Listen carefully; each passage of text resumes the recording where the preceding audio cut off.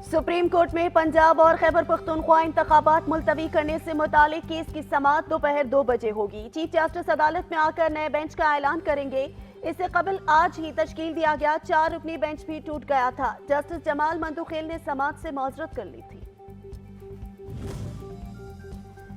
खुद को मिसफिट समझने पर बेंच से अलग कर रहा हूं, जस्टिस जमाल मंदुखेल ने कहा। मेरे तमाम साथी आइन के पाबंद हैं। दुआ है जो भी बेंच बने ऐसा फैसला दे जो सबको काबिल कबूल हो। मैं बेंच का मेंबर था, मेरे साथ मुशावरत नहीं की गई।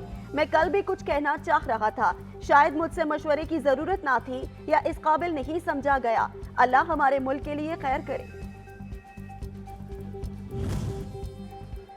वजीर दाखिला राना सनाउल्लाह कहते हैं जस्टिस जमाल मंदुखेल के इख्तलाफी नोट में अफसोसनाक बात लिखी है। सुप्रीम कोर्ट के बेंच के सामने सर्कुलर की कोई हैसियत नहीं। ये सूरत हाल इंतहाई अफसोसनाक और कौमी सानहे से कम नहीं।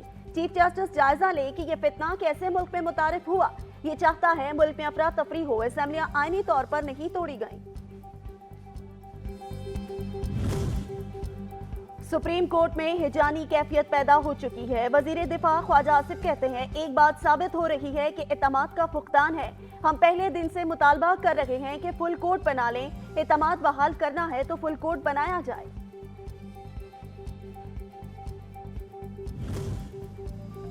और सेनेटर फैसल जावेद कहते हैं पाकिस्तान में इंसानी हुकूक की पामालियां हो रही हैं। इन्होंने आते ही नैब के कानून को बदल दिया। एक लीडर गोलियां खाकर मुल्क में और दूसरा गोलियां देकर मुल्क से बाहर चला गया। अजहर मशवानी गायब है। बेंच टूट गया मगर चीफ जस्टिस साहब इंसाफ के लिए लोगों की उम्मीद ना टूटने पाए।